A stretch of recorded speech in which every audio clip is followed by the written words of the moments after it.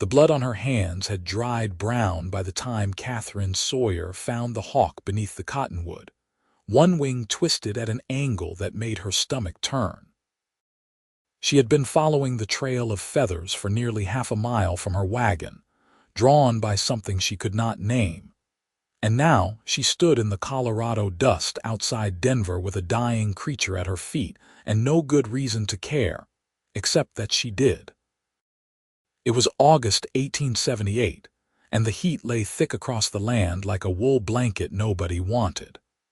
Katherine knelt in her worn calico dress, the hem already ruined from 3 months of travel, and reached toward the raptor with hands that had learned gentleness the hard way. The hawk's eyes were bright with pain and fury, its beak open in a silent scream, but it did not strike when she gathered it against her chest. Perhaps it knew, as animals sometimes do, when help arrives in human form, getting the bird back to her wagon proved harder than finding it. The hawk weighed less than she expected, all hollow bones and defiance, but every step jostled the broken wing and sent tremors through its small body. Katherine murmured nonsense words as she walked, the kind of sounds her mother had made when Katherine herself had been fevered and small. The memories hurt worse than the Colorado sun, so she focused on the path ahead, and the living thing in her arms. Her wagon sat where she had left it that morning, a weathered prairie schooner with a patched canvas top and wheels that needed greasing. Everything she owned fit inside that 12-foot bed, which was not much anymore. The oxen grazed nearby, unbothered by her return, their tails switching at flies in the drowsy heat. Katherine had camped 2 miles outside Denver proper, unwilling to spend coins on a boarding house, when she had no idea how long those coins needed to last. She cleared space beneath the wagon where the shade was deepest, spreading her spare blanket on the ground and creating a nest of old flour sacks. The hawk watched her with eyes like chips of amber, tracking every movement. When she finally laid it down, the bird tried once to raise its broken wing, then settled with a sound that might have been resignation or exhaustion. "I know," Katherine said softly. "I know it hurts." She had no idea how to heal a hawk. She barely knew how to heal herself most days, her heart still raw from burying her father in Kansas 3 months back, and her brother somewhere in Missouri before that. But she knew about splints from setting her father's leg that last year, and she knew about keeping wounds clean, and she knew that sometimes wanting something to live was enough to start with. The supplies she needed were scarce.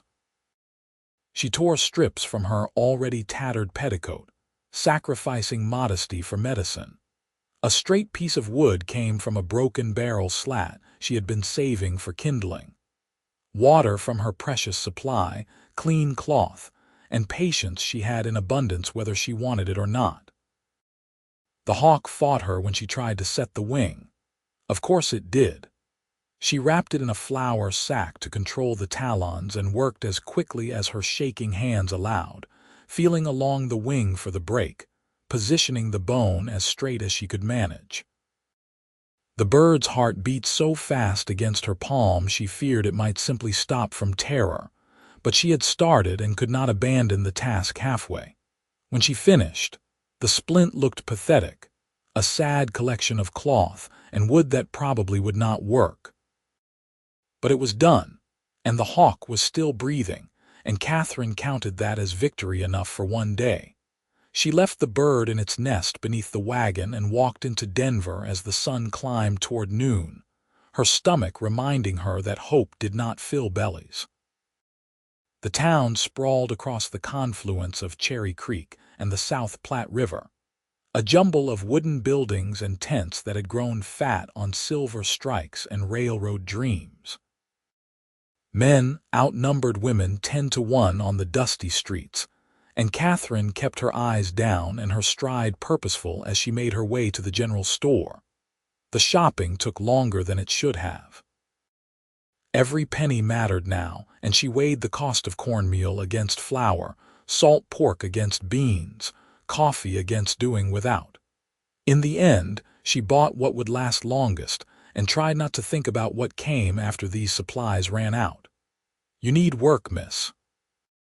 The voice belonged to the store owner, a gray-haired man with kind eyes and flour dust on his apron. Katherine met his gaze and saw only honest concern, no hidden prices attached. "I might," she admitted, because lying seemed pointless. "My sister runs a dress shop 2 streets over. Always needs someone good with a needle." He wrapped her purchases in brown paper, his movements economical. "Tell her George sent you." Katherine thanked him and meant it, tucking the information away like the treasure it was. On the walk back to her wagon, she thought about dresses and needles and the future that was supposed to unfold in San Francisco, where her mother's cousin had promised work and a new start. That plan felt thin as old silk now, her traveling funds depleted by her father's long illness and the cost of burying him proper. The hawk was awake when she returned, its eyes tracking her approach. She had stopped at the creek to catch 2 small fish, a skill learned from her brother in better days, and now she offered the meat on the tip of her knife. The bird refused at first, pride or pain keeping its beak closed, but hunger won eventually. It ate from her hand in quick, savage bites, and Katherine felt something unknot in her chest. "You are going to live," she told it, making the words a promise. She did not know if she believed it, but the hawk seemed to, and that was enough. 3 days passed in a rhythm of tending and watching. Katherine found work at the dress shop, hemming and taking in seams for women who had coins to spare for vanity. The work was fine and tedious and paid enough to buy food for herself and meat scraps for the hawk, which ate more than seemed possible for something so small. The wing remained splinted, and the bird grew stronger, its eyes losing the glazed look of shock. On the 4th morning, a man appeared beside her wagon as she prepared the hawk's breakfast. He was tall in the way of men who worked with their bodies, lean muscle and sun-darkened skin, with dark hair that curled at his collar and eyes the color of creek water in spring. He wore dusty denim and a shirt that had seen better days, his hat pushed back on his head, and he stood with the easy stance of someone comfortable in his own bones. "Heard you had a hawk," he said, his voice carrying the slow drawl of Texas or maybe Oklahoma. Wondered if it was true. Katherine straightened, suddenly aware of how she must look, kneeling in the dirt in her faded dress with her hair escaping its pins. "Who told you that?" "George at the mercantile. I asked if anyone around had need of a falconer's skills." He crouched down, keeping his distance from the wagon, and peered into the shadows where the hawk huddled. "That is a red-tailed hawk. Good bird. You know about hawks, some." He glanced at her, and his eyes were warm with interest that felt different from the looks she got on Denver's streets. "My name is Everett Xavier. I work at the Double R Ranch about 5 miles east, but I grew up around raptors. My grandfather kept them in Tennessee." Katherine's heart did something complicated in her chest, hope and caution tangled together. "Katherine Sawyer. And yes, I have a hawk. I found it injured." "May I look?" She nodded, and Everett moved closer with a slow grace that reminded her of how she approached the hawk herself, all quiet respect. He studied the bird for a long moment, taking in the splint and the makeshift shelter, and when he looked back at Katherine, something like approval warmed his expression. "You did good work," he said. "Real good, but this bird is going to need more space once it starts healing proper. Hawks do not do well in close quarters." "I know." Katherine heard the defensiveness in her voice and tried to gentle it. "I just had nowhere else to put it." Everett stood, dusting off his hands on his jeans, and seemed to come to some decision. "I could build a Mews." A proper enclosure for a raptor. We have space behind the barn at the ranch, and my boss would not mind. He is a decent man. Why would you do that? The question came out more suspicious than she intended, but Everett did not seem offended. He smiled, and it changed his whole face, turning him from handsome to something that made her breath catch. Because you saved a hawk when you probably have troubles enough of your own, he said simply. And because I have always had a soft spot for things with wings. Katherine should have said no. She should have thanked him politely and sent him on his way, because accepting help from strange men in Colorado was how young women ended up in situations they could not escape. But there was something in Everett Xavier's face, an openness that felt real, and the hawk needed more than she could give it. "All right," she said. "Thank you." His smile widened. "I will start tomorrow, got the day off. You are welcome to come watch if you want, make sure I build it proper." She did want, though she would not have admitted it under torture. "I work at the dress shop most days." "Sundays then, or early mornings before you go." "Early mornings," Katherine agreed, and tried to ignore the flutter in her stomach that had nothing to do with hunger. Everett tipped his hat to her, a gesture that seemed old-fashioned and courtly, and walked back toward town with a loose-limbed stride that she absolutely did not watch until he disappeared from view. The hawk made a soft, clicking sound in its throat, and Katherine looked down to find it watching her with what might have been judgment. "Do not start," she told it. "He is just being kind." The bird said nothing, which was somehow worse than agreement. That evening, Katherine carried the hawk in its nest of blankets to the Double R Ranch, Everett riding beside her wagon to show the way. The ranch sprawled across good grazing land, with a sturdy barn and a main house that spoke of prosperity without ostentation. Everett introduced her to his boss, a weathered man named Robert Richardson, who looked at the hawk with interest and at Katherine with the careful politeness of someone trying not to make assumptions.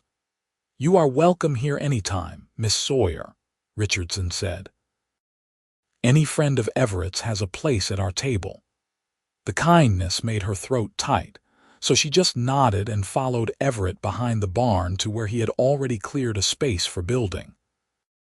"I will make it big enough that the hawk can hop around once the wing heals," Everett explained, pacing out dimensions in the long grass. "High enough that it feels safe, but open enough that it does not feel trapped. My grandfather always said a hawk needs to see the sky even when it cannot reach it." Katherine listened to him talk and felt something shift in her chest, a door opening that she had thought sealed shut. Everett spoke about the hawk with a reverence that matched her own nameless feelings, and watching him plan, the Mews with careful attention to the bird's needs, made her think that maybe there were still good men in the world, men who built things instead of tearing them down. They settled the hawk in a protected corner of the barn for the night, and Everett walked Katherine back to her wagon as the stars began to prick through the darkening sky. The summer air had cooled to something almost comfortable, and crickets sang in the grass, and Katherine thought that if she squinted, she could almost imagine this was a normal evening in a normal life. "Thank you," she said when they reached her camp, "for all of this. You already thanked me." Everett's voice was soft in the twilight. "You do not need to keep doing it. I do, though." Katherine looked at him, this man who had appeared like an answer to a prayer she had not known to speak. "People are not usually kind without wanting something." "Then you have been meeting the wrong people." He said it without judgment, just observation. "I want to help the hawk, and I want to help you if you will let me. No strings attached." Katherine wanted to believe him. More than that, she wanted to trust him, which was terrifying in its own right. "I should go. I will be here tomorrow at dawn to start building," Everett said. "If you want to come." She did not promise, but they both knew she would. The next week passed in a blur of sawdust and slow conversations. Katherine came to the ranch each morning before her shift at the dress shop, watching Everett measure and cut and hammer together a structure that grew more impressive by the day. He worked with the focused intensity of a man who took pride in doing things right, and he talked while he worked, telling her stories about his grandfather's hawks in Tennessee, about growing up with the smell of pine and the sound of wings. Katherine found herself talking back, sharing pieces of her own history in careful doses. She told him about her father's illness, though not about the gambling debts that had consumed their savings. She mentioned her brother's death, though not the details that still woke her gasping in the night. Everett listened without pushing, and somehow that made it easier to speak. The hawk healed faster than Katherine had dared hope. By the end of the first week, it was eating readily and showing interest in its surroundings. By the end of the second, Everett declared it ready to move into the completed Mews, a beautiful structure with perches at varying heights and enough space for the bird to move freely, without putting strain on its mending wing.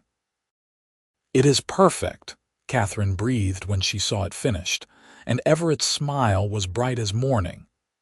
"Had a good reason to make it so," he said, and the way he looked at her made it clear he was not talking only about the hawk. They transferred the bird together, working in tandem that felt natural as breathing. The hawk settled on the highest perch and looked around its new home with what Katherine chose to interpret as approval. She stood beside Everett in the doorway of the Mews and felt something dangerously close to happiness. "What will you do when it is healed enough to fly?" Everett asked. Katherine had been avoiding that question in her own mind. "Release it, I suppose. That was always the plan. And then—" "I do not know." The admission cost her, but she gave it anyway. "I was supposed to go to San Francisco. My mother's cousin has a boarding house there, but the money ran out, and I do not know if I can earn enough to continue." Everett was quiet for a moment, watching the hawk preen its feathers. "You could stay in Denver. The dress shop work seems steady." "It is." Katherine twisted her hands together, a nervous habit she hated, but staying was never the plan. Plans change. He said it gently, without pressure. Sometimes they change into something better. She looked at him then, really looked, and saw the hope in his face that he was trying to hide. Everett Xavier had spent 2 weeks building a home for a wounded hawk, waking before dawn to work before his ranch duties, and she knew it was not just about the bird anymore. Maybe it had never been just about the bird. "I need to think," she said, and he nodded like he understood. "Take your time. The hawk is not going anywhere soon, and neither am I." August melted into September, and the cottonwoods began their slow turn toward gold. Katherine fell into a routine that felt like the life she had always wanted but never believed possible.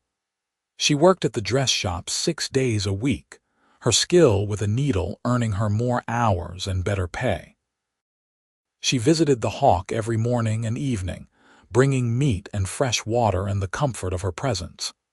And she spent time with Everett, conversations that stretched longer each day, laughter that came easier than it had in years.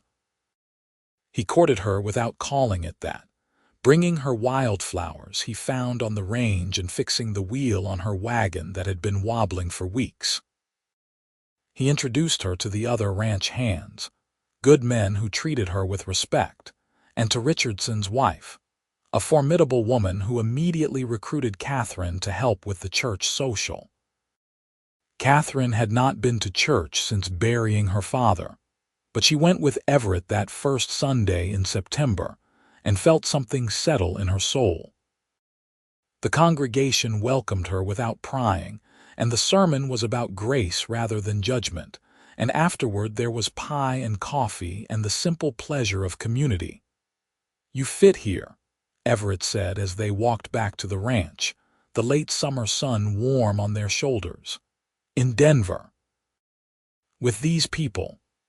"I am starting to think I might," Katherine admitted, The words scared her, but they felt true. The hawk grew stronger. By mid-September, it was hopping from perch to perch with increasing confidence. The broken wing healing straight thanks to Katherine's careful splinting and Everett's proper housing. They removed the splint together on a cool morning when the aspens were showing gold, and the hawk stretched its wings for the first time in weeks, the span wider than Katherine's arms could reach. "Beautiful," Everett murmured, and when Katherine glanced at him, he was looking at her instead of the bird. Her cheeks heated, but she did not look away. "Everett, I know." He stepped closer, and she could smell hay and leather and the soap he used, scents that had become familiar and dear. "I know you are still figuring things out. But Katherine, I need you to know that I am halfway in love with you, and I would very much like permission to go the rest of the way." Her heart hammered against her ribs like the hawk's wings against air. "I have nothing to offer. No dowry, no family. No, I do not care about any of that." His hand came up to cup her cheek, calloused and gentle. "I care about you, the woman who saves wounded things and works herself to the bone and smiles like the sun breaking through clouds. I care about building a life with you, if you will have me."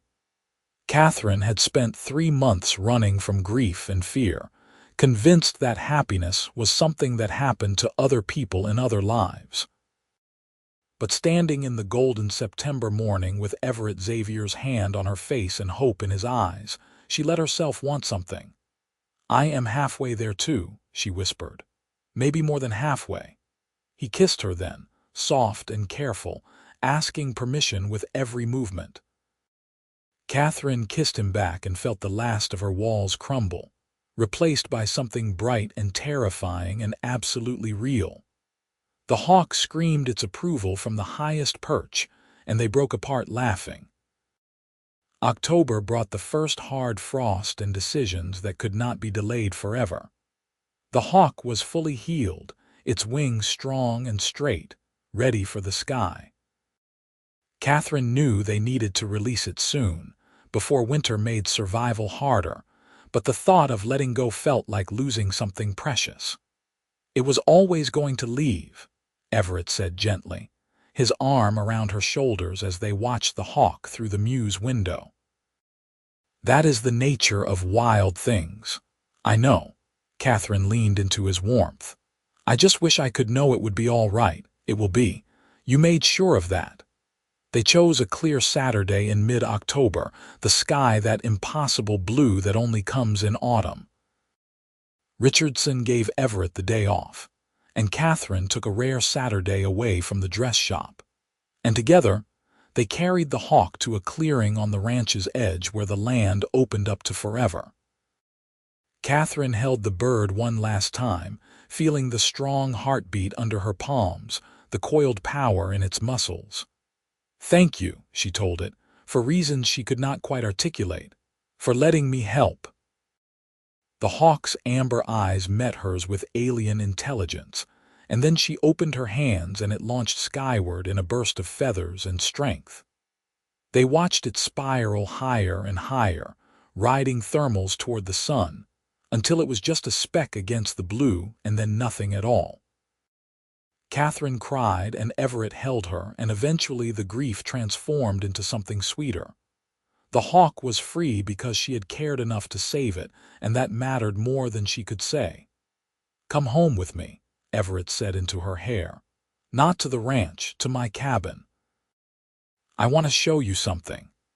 His cabin sat on the edge of the Double R property, a small structure he had built himself from pine logs and determination. Inside, it was simple but clean, one room with a stove and a bed and windows that looked toward the mountains. But what caught Katherine's attention was the wooden box on the table, worn smooth with age. "This was my grandfather's," Everett said, opening it to reveal tools she did not recognize, strange leather straps and small bells. "His falconry equipment. I thought maybe if you wanted we could get another hawk someday, not to replace the one you saved but to honor it." Katherine touched the leather with trembling fingers. "You would do that. I would do a lot of things for you." He turned her to face him, his hands gentle on her arms. "Marry me, Katherine. Stay in Denver and marry me and build a life here. We will keep hawks and raise a family and grow old watching the sun set over the Rockies. Say yes." She should have hesitated. They had known each other less than 3 months, and there were 1,000 practical concerns to address. But Katherine had learned something in the hard years since her brother died. Life was too short and uncertain to waste on fear. "Yes," she said, and kissed him before he could say anything else. Yes to all of it. They married in November, just before the first snow, in the same church where Katherine had eaten pie and found community. She wore a dress she made herself from cream-colored wool, and Everett wore his best suit, and Richardson stood as witness alongside the dress shop owner and her husband. It was simple and small and perfect. Katherine moved into the cabin and discovered the joy of building a home with someone who met her as an equal. Everett taught her to rope and ride, skills that served her well when Richardson offered her work helping with the ranch's account books. She taught Everett to read better than he had learned in his scattered schooling, and they spent winter evenings by the fire with books borrowed from the church library.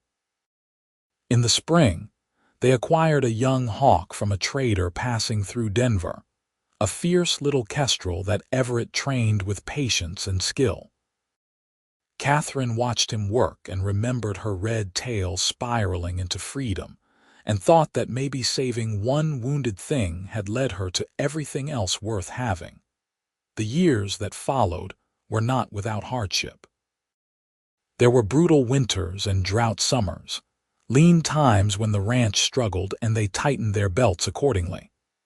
Katherine lost 2 pregnancies before carrying a child to term, grief that left scars even as Everett held her through the worst of it. But there were also moments of piercing beauty. The first time their son was placed in her arms, red-faced and squalling with life. The morning she found Everett teaching that son, Thomas, to gentle a young hawk when the boy was barely 5. The afternoon Richardson offered to sell them a portion of the ranch, making them partners in more than just name. They built the life Everett had promised that October day. The Mews behind the barn became a permanent fixture, home to a succession of hawks that Katherine and Everett trained together, their partnership in falconry mirroring their partnership in everything else. Thomas grew tall and strong, joined eventually by a daughter they named Eliza, and both children learned to handle raptors with the same reverence their parents showed. Katherine sometimes thought about the red-tailed hawk that had started everything, wondered if it still flew somewhere over Colorado's wide skies. She liked to imagine it thriving, hunting and soaring and living the fierce life it was meant for. In her most fanciful moments, she thought perhaps it had known what it was doing when it let her save it, had understood that healing one thing could heal another. On their 20th anniversary, Everett added a room to the cabin, expanding it to accommodate their growing family and the life they had built. The addition included large windows facing east, and Katherine hung sun catchers there that threw rainbow light across the floor on bright mornings. She was 41 now, her hands marked with the work of 2 decades, and Everett had silver threading through his dark hair. But when he looked at her, she still saw the same warmth that had made her trust him that first morning by her wagon. "You ever regret it?" he asked one evening as they sat on their porch watching the sunset paint the mountains purple and gold.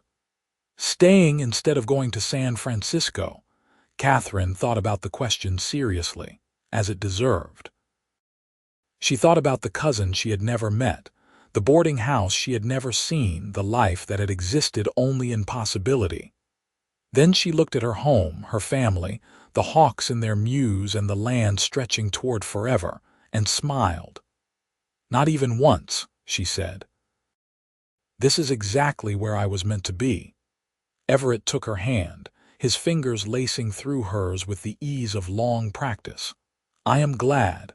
I cannot imagine my life without you in it."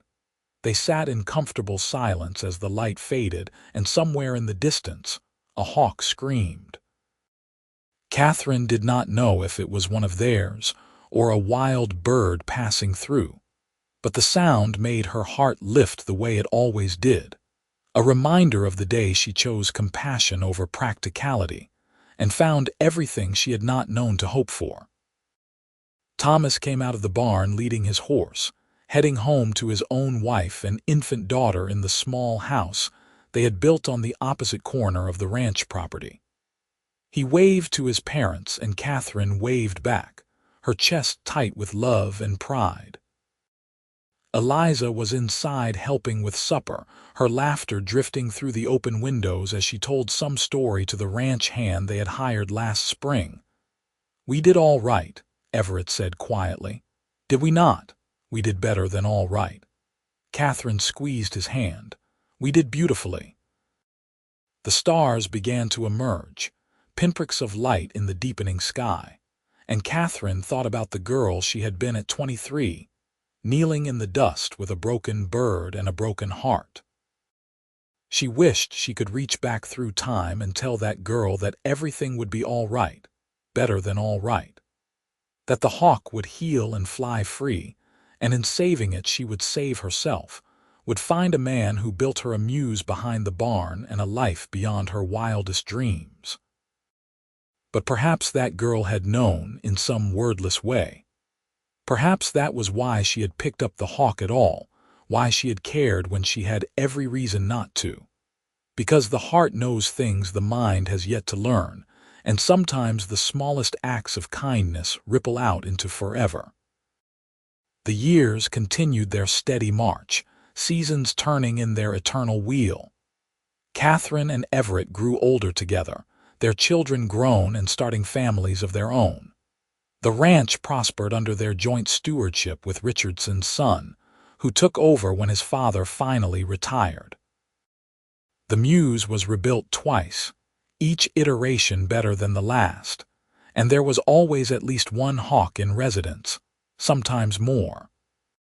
Katherine's hair went silver, and her hands developed arthritis that made detailed sewing difficult, but she still worked with the hawks, their fierce beauty a constant source of joy. Everett's knees bothered him on cold mornings, and he moved a little slower than in his youth, but his smile still transformed his face, and his love for Katherine remained as evident at 65 as it had been at 27. They became grandparents multiple times over, Thomas and his wife adding 3 more children to their family, Eliza and her husband contributing too. The cabin expanded again, adding a room specifically for when the grandchildren visited, which was often. Katherine taught the older ones to sew, and Everett taught them all about hawks, passing down the knowledge his grandfather had given him. On a cool autumn morning much like the one when they had released Katherine's red tail, their youngest grandchild found an injured owl in the woods. The girl, barely 8, brought it to Katherine with tears on her cheeks and hope in her eyes, and Katherine felt time fold in on itself. She cleaned the wound on the owl's leg while Everett held the bird steady, their movements synchronized from decades of partnership, and together they taught their granddaughter about gentleness and patience and the responsibility that comes with caring for wild things. "Will it fly again?" the girl asked, her voice small and worried. "If we do our job right, it will," Katherine assured her. "And if we are very lucky, we will get to watch it return to the sky." The owl healed over the course of several weeks, during which time their granddaughter visited daily, helping with feeding and cleaning and learning the rhythms of rehabilitation. When they finally released it, the child cried just as Katherine had cried all those years ago, but the tears were mixed with pride and understanding. "You did a good thing," Katherine told her, pulling the girl close. You saved something that needed saving. Like you did with your hawk, the girl said. The one Grandpa tells stories about. Just like that. Everett met Catherine's eyes over their granddaughter's head, and the look they shared held 40 years of love and partnership and the quiet satisfaction of a life well lived. They had built something lasting from that first act of compassion, a legacy that extended beyond their own lives into the next generation, and the ones that would follow. Winter came early that year, snow falling in thick curtains that transformed the ranch into a wonderland of white. Katherine stood at her window with a cup of tea, watching Everett and Thomas reinforce the Mews against the weight of accumulating snow. At 68, she sometimes felt every one of her years, but she also felt blessed beyond measure. The life she had built with Everett had exceeded every dream she had dared to dream, and the love they shared had only deepened with time. That evening, after a supper surrounded by family, noise, and laughter, Katherine and Everett retreated to their room. The fire in the hearth cast dancing shadows on the walls, and outside, the snow continued its silent fall. "You remember the first morning you came to my wagon?" Katherine asked, settling against Everett's shoulder in the bed they had shared for 4 decades. "When you offered to build the Mews?" "I remember thinking you were the most beautiful thing I had ever seen," Everett said, his arm coming around her in a gesture so familiar it felt like breathing. Standing there in the dust, protecting that hawk like it was the most important thing in the world. It felt important. Katherine smiled into the darkness. "I did not know why then, but I do now. It brought me you. It brought us to each other." His lips brushed her temple. "Best day's work I ever did building that Mews." They fell silent, listening to the wind whisper against the windows and the crackle of the fire. Somewhere in the house, a grandchild laughed, and Katherine thought about how full her life had become, how rich with connection and purpose. "I love you," she said, the words as easy and essential as breath. "I have loved you since that first September, and I will love you until there is no breath left in me." "Then we will be even," Everett replied, his voice rough with emotion, "because that is exactly how long I intend to love you." They fell asleep in each other's arms as the snow piled higher. Two souls who had found each other through chance and choice, and the simple act of caring for a wounded thing. The winter passed, and spring returned with its usual explosion of green and gold. The hawks in the Mews became restless, feeling the pull of the season, and Katherine and Everett worked together to train a new bird, a young prairie falcon with fierce eyes and a fiercer spirit. Their children and grandchildren helped, and the work became a family endeavor, everyone contributing according to their abilities. In late April, they released the falcon on a morning so clear it hurt to look at the sky. The whole family gathered to watch, 3 generations bearing witness to the moment when captivity became freedom. The falcon launched itself skyward with a scream of pure joy, climbing higher and higher until it was lost to sight, and Katherine felt her throat close with familiar emotion. "They never stop being beautiful, do they?" Eliza said softly, her own children pressed against her sides. "The releases." "Never," Katherine agreed. "Every single one feels like a miracle." That night, Katherine sat at the table with pen and paper, writing down the story of the red-tailed hawk that had changed her life. She had never been much of a writer, but she wanted her grandchildren to know the truth of how their family began, the unlikely series of events that had led to this life they all shared. She wrote about finding the hawk, about Everett appearing like Providence, about the Mews behind the barn and the love that grew alongside healing. When she finished, the eastern sky was beginning to lighten, and Everett was awake, watching her from the doorway. "What are you doing up so early?" he asked, coming to read over her shoulder, "Writing our story." Katherine set down the pen, her hand cramping slightly. For the children, so they know. Everett read in silence, his hand coming to rest on her shoulder, and when he finished, he pressed a kiss to the top of her head. You made it sound like a fairy tale. It was, though. Katherine turned to look up at him. The kind where the princess saves herself and finds her prince in the process. I was never much of a prince. But he was smiling, the expression warm and self-deprecating. You were to me. Katherine stood, letting him pull her into an embrace. You are. They stood together in the growing light, and through the window they could see the Mews Everett had built so long ago, rebuilt and reinforced but still standing, still serving its purpose. A permanent testament to the day a cowboy chose kindness, and a woman chose trust, and together they built something that lasted. The summer of their 42nd anniversary brought unexpected guests. A man arrived at the ranch in early June, a naturalist from back east who was studying raptor populations in Colorado. He had heard about the Xavier family's work with hawks and wanted to observe their methods. Katherine and Everett welcomed him as they welcomed most people, and spent several days showing him the Mews and explaining their rehabilitation process. This is remarkable work, the naturalist said, making notes in a worn leather journal. You have saved dozens of birds over the years. More than that, Everett said. We stopped counting after the first 100. The naturalist's eyebrows rose. That is extraordinary. Have you considered documenting your methods? There are people back east who would be very interested in learning from your experience. Katherine and Everett exchanged glances, communicating in the wordless way of long married couples. They had never thought of their work as anything special, just something they did because it mattered to them. But the idea of sharing their knowledge, of potentially helping more birds through others' efforts, had appeal. We could write something, Katherine said slowly. Between the two of us, we know what works and what does not.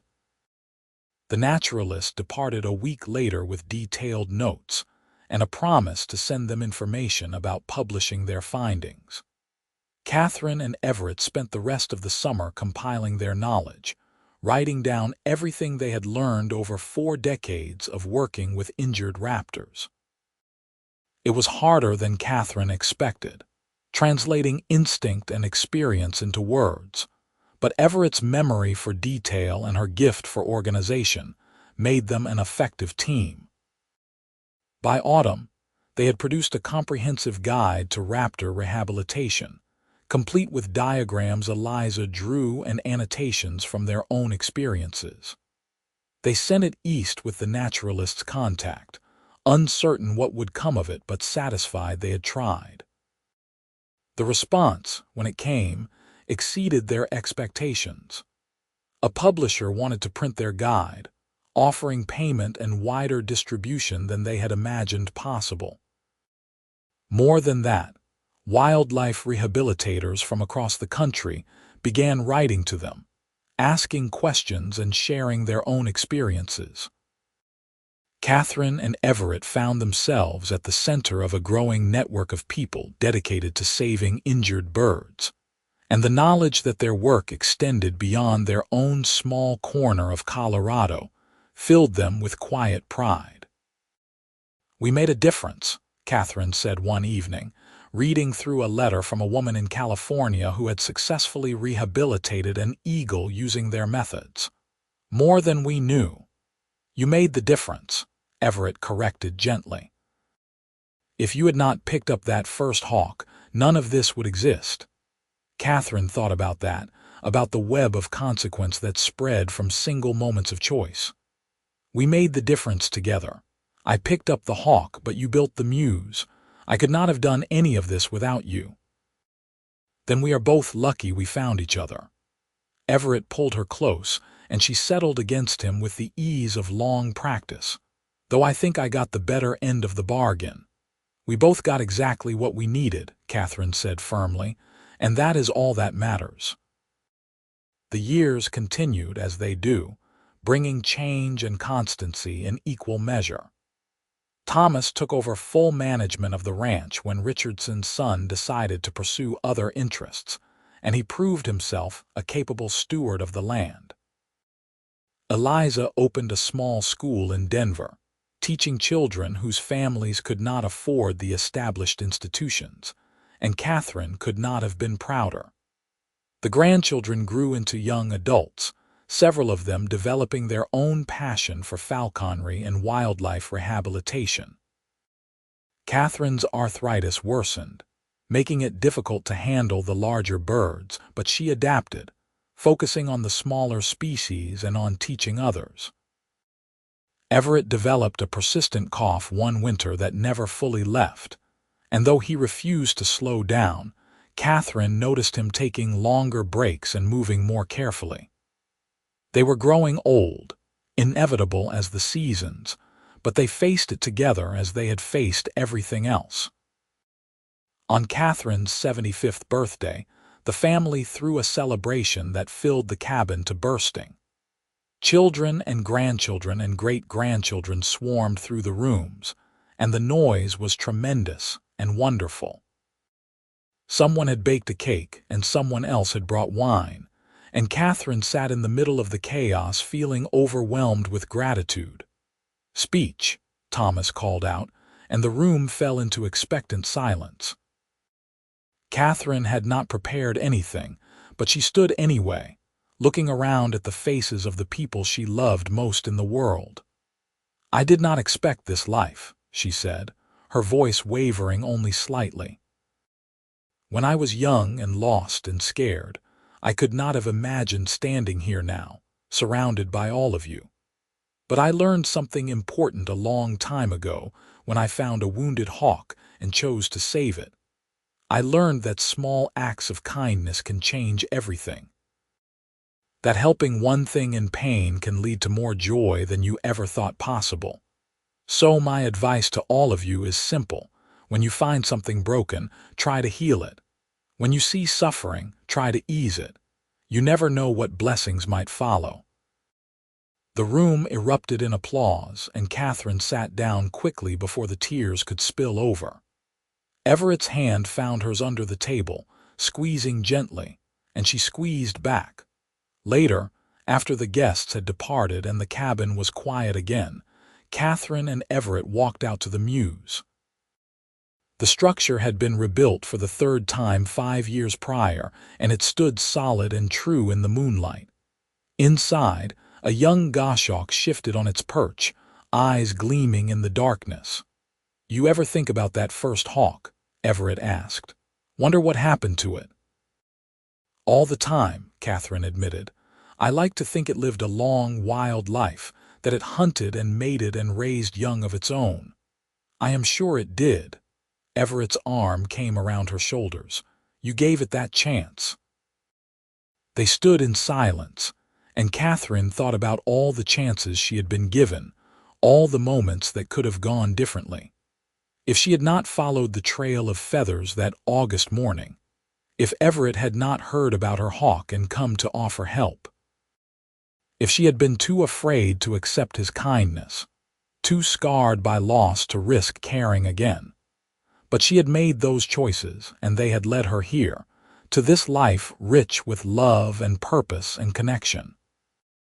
The hawk had been the beginning, but everything that followed was the result of choosing hope over fear again and again, day after day, year after year. "Thank you," she said to Everett, the words encompassing 4 decades of gratitude, "for building the Mews, for building this life, for everything." "Thank you for letting me," he replied and kissed her temple in the moonlight. Winter came again, as it always did, but this one was harsher than most. The snow fell heavy and stayed late, and the cold bit deep. Everett's cough worsened, despite Katherine's best efforts with remedies and care. The doctor came from Denver and prescribed rest and warmth, but they both knew some things could not be fixed with medicine. Everett insisted on checking the Mews each morning, refusing to let the weather stop him from caring for the birds. Katherine went with him, unwilling to let him face the cold alone, and they worked together as they always had, their movements coordinated by decades of partnership. "I am not ready," Everett said one morning as they trudged back through the snow toward the cabin. "To leave you, I am not ready." Katherine's heart cracked, but she kept her voice steady. "Then do not fight this. Stay with me. I am trying." His voice was hoarse and not just from the cough. "God knows I am trying." He lasted through the winter and into early spring, his strength ebbing and flowing like tides. On the good days, he sat on the porch and watched the land wake up, and Katherine sat beside him, their hands linked. On the bad days, he stayed in bed, and she read to him from the books they had collected over a lifetime, stories of adventure and love and triumph. Thomas and Eliza came often, bringing grandchildren who were careful and quiet around their ailing grandfather. Everett rallied when they visited, finding reserves of energy Katherine did not know he still possessed. He told stories about the old days, about the first hawk and the first Mews, about falling in love with a woman who saved wounded things. "Take care of the birds," he told Thomas during one visit. "Keep the Mews going. It is important work." "I will," Thomas promised. "We all will." Everett died on a mild morning in late April, Katherine holding his hand as the sun rose and spilled golden light across their bed. His last words were her name, spoken with all the love of 43 years, and then he was gone, slipping away as quietly as he had done everything else in his life. The grief was enormous, a physical weight that pressed on Katherine's chest and made breathing difficult. She had known this day would come, had tried to prepare herself, but there was no preparing for the absence of the person who had been her partner in everything. The cabin felt too large and too empty, and the silence was deafening, but she was not alone. Her children surrounded her with love and support, and the grandchildren helped with small tasks that kept her moving through the days. The ranch hands came to pay their respects, and the church community brought food and comfort. Katherine accepted it all with numb gratitude, functioning on instinct because the alternative was to crumble. A week after the funeral, she walked out to the Mews for the first time since Everett's death. Thomas had been handling the daily care, but Katherine needed to see the birds, needed the connection to the work that had defined so much of her life. The goshawk greeted her with a familiar cry, and Katherine felt something in her chest ease slightly. She cleaned the perches and refreshed the water, her hands remembering the motions even as her mind drifted. When she finished, she stood in the doorway and looked at the structure Everett had built and rebuilt over the years, his legacy made tangible in wood and wire. "I miss you," she said to the empty air. "Every moment of every day I miss you." The wind whispered through the aspens, and Katherine chose to hear it as an answer. The months that followed were the hardest of Katherine's life, harder even than losing her father and brother because Everett had been her foundation for so long. But she endured, because that was what you did. She kept working with the birds because it connected her to him. She spent time with her family because they needed her and she needed them. She wrote letters to the rehabilitators across the country who still sought her advice because the work mattered. Slowly, painfully, the grief transformed. It never disappeared, but it became something she could carry rather than something that crushed her. She found joy again in small things: a grandchild's laughter, a successful release, the first flowers of spring. The memories of Everett brought smiles more often than tears, and she spoke of him frequently, keeping his presence alive through stories. On what would have been their 45th anniversary, Katherine released a red-tailed hawk they had been rehabilitating for months. The whole family gathered to watch, just as they had gathered for the falcon release years before. The hawk was magnificent, strong and healthy, ready to reclaim its wild life. As Katherine opened her hands and watched the bird spiral upward, she felt Everett's presence so strongly it was almost physical. This was right, she thought. This work, this life, this legacy. They had built it together, and it would continue long after both of them were gone. The hawk disappeared into the blue, and Katherine smiled through her tears. She lived another 6 years, dying peacefully in her sleep at 84. In that time, she saw 2 more great-grandchildren born, taught countless people about raptor rehabilitation, and released dozens more birds. She never remarried, never even considered it, because she had found her great love and nothing could replace or replicate it. Thomas found her final letter on her bedside table, addressed to all of them in her careful handwriting. In it, she told them again about the hawk, about choosing compassion, about the life that had unfolded from that single decision. She thanked them for the joy they had brought her and asked them to continue the work, to keep saving wounded things, to remember that small acts of kindness ripple out into forever. They buried Katherine next to Everett on a hillside overlooking the ranch, under the vast Colorado sky they had both loved. The whole family gathered, along with friends and colleagues from across the country, people whose lives had been touched by the Xavier's work. And as they said their goodbyes, a red-tailed hawk circled overhead, calling out in a voice that sounded almost like farewell. The Mews behind the barn still stands, maintained now by the 4th generation of Xaviers who learned about love and dedication, and the importance of healing broken things. The story of Katherine and her hawk, of Everett and his Mews, gets told and retold, a family legend that carries truth at its heart.